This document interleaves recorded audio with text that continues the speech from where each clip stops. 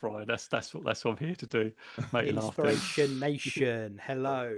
We are back together. The threesome, having a threesome. Oh no, wait, hold on.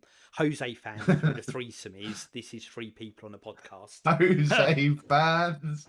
I'm not sure if I like that. Look at us having fun. It's been quite a while since all 3 of us have been here. Yeah. How are you both? Yeah, good. Yeah, Really good, thank you. Yeah. Glad to hear it. We were just talking there. We'll carry over the thing. So, Jose, you'll see if you're on YouTube, Jose Noya-Inspiration Nation. Search in Google, go to the YouTube link. He's got a little cut on his head because he banged his head on his shed. Not once, but twice. So I've got on my left foot my toenail on my big toe is dead. I have gross feet. I'm told I have gross feet quite regularly. And it's because when I was quite young, I dropped a weight on it when I was at the gym and it just killed the toenail, so it's just constantly dead. Now last year, as you know, we talked about it on the podcast, I did some DIY in the garden. Not once, not twice, but 3 times I managed to drop a decking board on the same toe. Like it became a running joke, everything I did. So this year, last weekend in fact, while I was off for my little sabbatical, I've a few little tweaks to do to my DIY job, so I was taking off some of the decking boards. I dropped one of them on the same toe again. Oh my lord! How do you manage that? It's like this. How it's still attached to my body, I don't know. Are you sending a message to your toe or something? What are you trying to say to your toe? It's unbelievable the amount. I mean, and I did it, and it hit it, and it hurt like it hurts. But I think my brain's almost numb to the pain there now that I just kind of shook it off and carried on with what I'm doing. Just it's happened so many times now. There's probably no nerve endings left. There you go. Little funny story to tide us over. Well, I say funny. A somewhat amusing story to tide us over into podcast land. Right. We said before we're live, we haven't got a subject. Don't know who the subject is. We'll do our on-air production meeting. Ryan has, and I quote, got nothing. Jose Noya, how is your subject bank looking? That's what I bring to the table most weeks, to be honest. He has something. I tell you, that story made me feel a whole lot better. I bet Ryan. See, I thought you'd appreciate that because accidents happen when you're being a handy. What were you doing in the shed? Were you pottering or were you doing? No, I was just going past it. I was literally trying to empty the bin. Trying to empty the bin because the bins are by the shed. I've also got look. If you can see that, do it one for each bin, or I've got a nice scar developing on my hand where I got the oven as well the other day, Joe. So if you feel that's the worst one. That is. Feel worse because you don't need to feel bad because I generally don't go a week without pranging myself somehow. I'm a clumsy man. That's not good. Right, you said you've got something though, Jose, so I don't need to dig us out with winging it. So tell us what we're talking about. So I've got a quote from a tech entrepreneur called Brian Armstrong who said this about action produces information. If you're unsure what to do, just do anything, even if it's the wrong thing, because this will give you information about doing what you should actually be doing. I quite like that. I like it because I'm not going to throw the ball at you guys. I'll let you have a little think about this, and I can see typing away there, Ryan. I'm glad I sat down. I'm glad I sat down. Ryan's tapping away at his keyboard. I saw that. And for me, I really like this because I'm just going to do something. Because sometimes I get stuck in that paralysis that you just don't do anything, and doing something gets the momentum going. So even if it's quite the right thing, obviously it's not catastrophic. We don't be catastrophic, but do something just to get the ball rolling, and then you can proceed from there. I know that I've started this like the Atomic Habits thing, where you want to go for a run or something.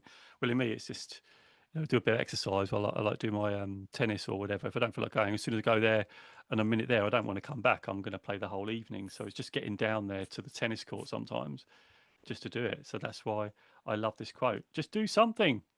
Get it going. Right.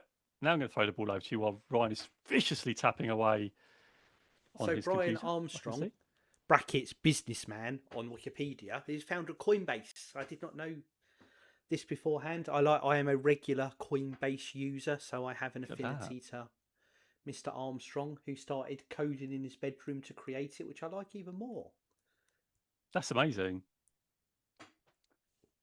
So what do you think then of your inspirational person who invented Coinbase? So as I think we talked about this before,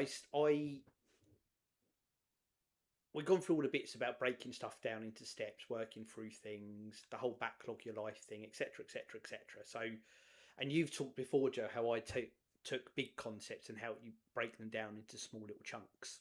However, in spite of all that, I can sometimes have that writer's block. And I say writer's block, doesn't matter what it is, of getting going and doing the first thing. I can get stuck in that analysis paralysis phase, if you like, for stuff.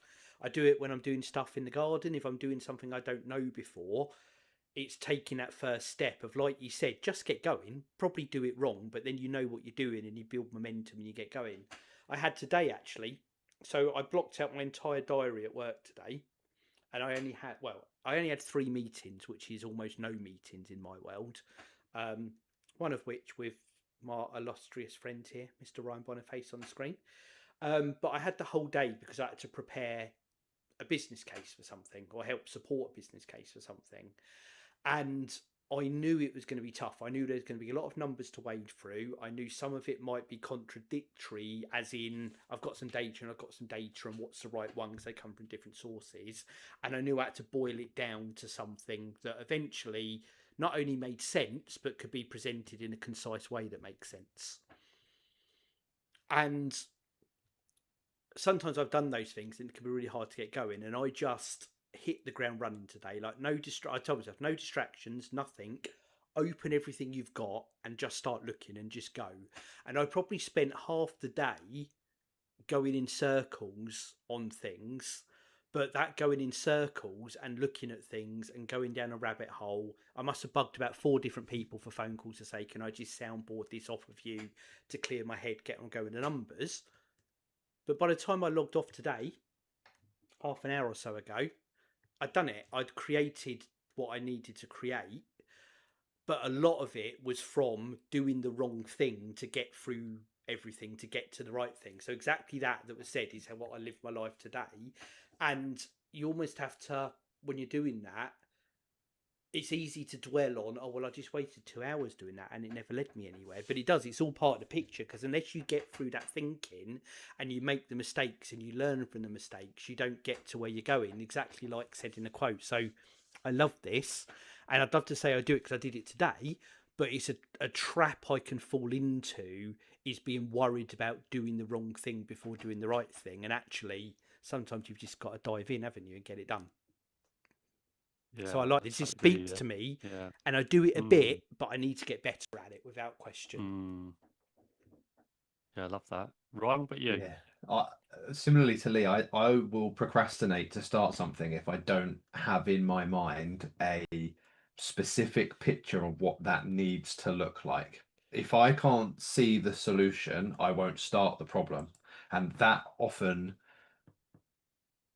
can be challenging, so to speak, for my for a lot of the work that I try and do, because I want to try and deliver the best stuff I can. I then get, similarly with that writer's block kind of comment that was made, I get that I get stuck wanting to push through that boundary, because I'm like, well, I don't know what it's going to look like, so I can't just throw my ideas at something and hope it lands, because that will never work. But you have eventually, I try and then break it down to really, really small chunks. So rather than saying I can't see the whole thing, oh, I know how to get a data set that will make a table, that will make a graph that boxes off point 1. So if I just do that first bit, that's fine. And then by the time that I've spent 2 or 3 hours mentally dragging myself through that, I actually find that I've done 2/3 of the project, or the piece of work that I'm trying to do. And the last third, I either need, that's the bit that's the sticky bit. And then at that point, I've worked out who I need to speak to, what I need to ask for, how I need to get there. And then, I can frame it into this and make it look like that. And then that's in my head how I can turn it into something. But it takes me a longish time to get to a point where I'm wanting to do that. Like, I came back from annual leave after Easter last week on Tuesday, and I had the best week I've had last week in a long, long time, because similarly to what Lee said, I just came in and said, bugger, I didn't finish some of the things I should have done before I went on annual leave. So I just went bang, bang, bang, bang, bang, bang, did 6 or 7 of the things on my to-do list that I'd been struggling with for 2 or 3 weeks before I went on annual leave. Did it in about half a day because I just forced myself to get through it. Maybe subconsciously I solved the problems in my head when I was off. I don't know, but I just came back and dedicated the time and just said, throw through it, and I got it done, which is really good.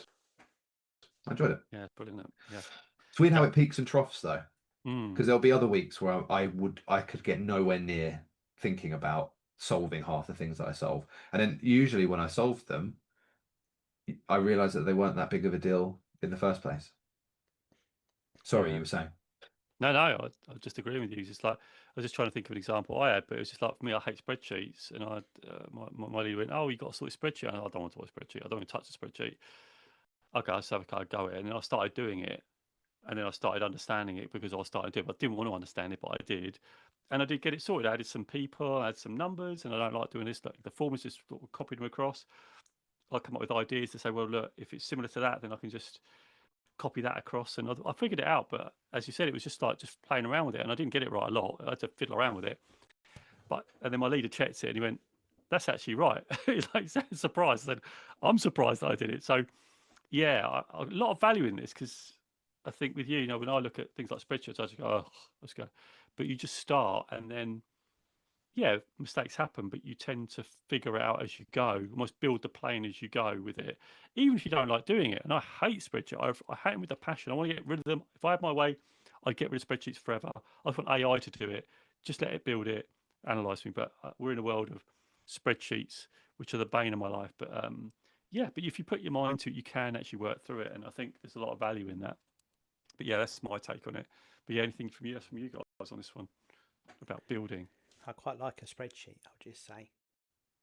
Yeah, If I'm working from yeah. a list, if I'm building a plan, if I'm planning it, whatever I do, spreadsheets to go to without question. Yeah, everybody loves a spread. I'm in the minority, I think, because everyone talks, I love a spreadsheet. Is it because I don't mean this to be disrespectful, but is it because you're scared of it? Computers. You don't understand. No, not computers, but you don't understand. You don't understand how complex it can be. Because I can't even. I said the other week to Lee, I can't even do a VLOOKUP. Oh, I don't but like I love complex doing spreadsheets. I just write in Excel. I'm not a massive formula guy. So it's a Word document that he just dumps it all into. If I'm doing a list for something, absolutely Excel above Word every day of the week. 100%. Yeah, 100%. I must open Word 3 times a week and Excel 55 times a day. Amazing. But yeah, this isn't because I'm doing anything whizzy. It's just my go-to. It's interesting, isn't it? And to answer your question, Ryan, about what the reason is because it's just too much numbers, just too many numbers. I look at it and go, that's overwhelming. That is overwhelming. That's why when I say to people, when you build a spreadsheet, can you just build it really simple? Just keep it simple. Like I'm a very simple guy. Like keep it simple, stupid. I'm very much an analogy of that. And I find these spreadsheets that bit built, they're just so complicated. I mean, why is it so complicated? Anyway, I'm sure there's a funny story behind Excel in how they sold it to Microsoft. Because it wasn't Microsoft made, it was made by other people and they sold it to them. I'm sure I might go away and look that up and come back maybe next week. I'm sure there's a quirky story around the creation of Excel or how they sold it to Microsoft. I think they tried to get lowballed or something, and Excel knew, the people that made Excel knew kind of where it could go 30, 40, 50 years in the future potentially, or had a good idea anyway. And then look at it. I can't remember what it was. Yeah, we were on the quote, Joe. You said, where were we with the quote? Yeah, just going back to anything else from me, because I was saying about tennis and thinking about just starting these things. So anything else from you guys about it? Because I'm just thinking maybe we've just come to a natural end with it. I don't know. Can I just? I just want more thoughts. Oh, sorry, go on, Ryan. And then no, please after you. All I was going to say is I've forgotten now because of my internet glitch out there. But there was something you said that was really relevant, and it's totally escaped my mind now. So that was pointless me even interjecting. Really, what's on that? I hate that when that happens. You know that thing comes out. Oh my god! Proper you want to grab it. Fart. This is the sorry everyone who's here for the second part of the podcast because it's just gibberish now. did look like it carries you all the way through, by the way. Yeah, I think we're good. I'll do a little. I can edit it in YouTube Studio to fix it afterwards. This is good production notes for anyone who's listening out in YouTube land still. I did a 5K on my walking pad on Sunday. Oh, there we go. Oh. Look at that. That's some good follow-up. Oh, we haven't had a check-in on that. Yeah. Well done. That's brilliant. I've been out every night this week, so I haven't actually dedicated much time to it this week, but I've been pretty out and about. So not that counts as proper exercise, but it's counting it as an excuse to not have done it. Yeah, it definitely counts. Definitely counts. I tried to do some Monday morning after doing it Sunday afternoon. I couldn't do it. My legs were dead. I couldn't do it. So I'm gonna try and I wanted to try and hit the 10k steps a day. What I was doing it at the max speed for like an hour to do a 5k, and I shouldn't do that. I should be at like a pace that you can just walk for hours and hours at, and that's what I should be doing. I'm trying to make it happen in an hour when it should be taking me 2.5 to do whatever.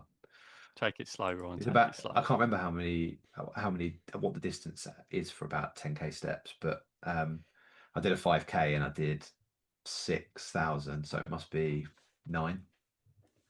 Yeah, like good. That. Nicely done. Very nicely done. Yeah, all about the consistency. That's what it is. Slow and consistent. Need to try and get on it properly. Love it. I just remembered.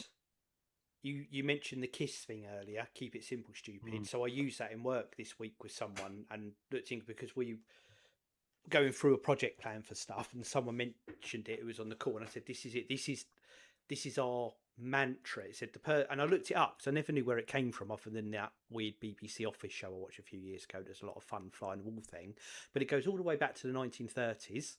Was popularised by the person who led the development of fighter jets for the US Navy. So, it's got some good credence. And that's good. It said KISS isn't just, keep it simple, stupid. It's intentional design to be simple. And I love that. And I said, this is what we're doing as well. We are intentionally making this as simple as possible. It's not just let's be simple. That's a key design principle of what we're doing. And it really helped them in the conversation we're having. I said, this is top of this is, if we end up not making it simple, we've done the wrong thing. And then I saw there was a list of similar quotes for it, and one, the initials spelled something like Yonigaff, but it was "you're not going to need it." And I'm like, I love that as well. We've got to use it. If people, it's "you're not going to need it." That's not. Don't add bells and whistles that aren't necessary. And then the last bit on it, and I think it was someone quoted, "Simplify, simplify, simplify."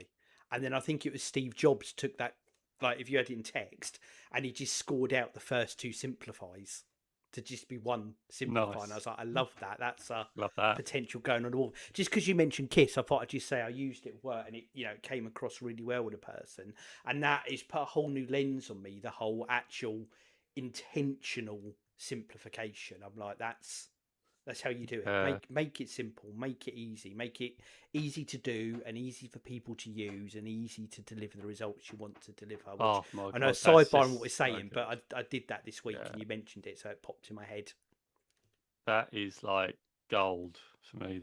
So keep it simple on top of just friggin' do something. Yes. Yeah, love that. 2 quotes in one. 2 for 1 today. 2 for 1. Right, I set a timer. We're nearly out now, partly because of my little internet glitch, which I will edit out. So if I've edited it out by now, this bit makes no sense to anyone whatsoever. But all 3 of us during the course of this podcast or pre-podcast have had technical issues, so we're doing well today. Right, on that note then, before we run out of time, we're all back to strength. We'll be back again next week. If you like what we're doing, inspirationation.org.uk. More importantly, Jose Noya, Inspiration Nation. Just stick him in your Google machine. Follow on YouTube. Follow on TikTok. You'll be notified when we go live each and every week, except for this week because Joe had technical issues.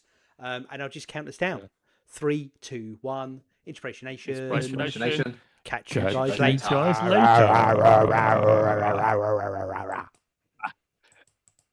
I think we synchronised right at the same point. Then we stopped. It was brilliant.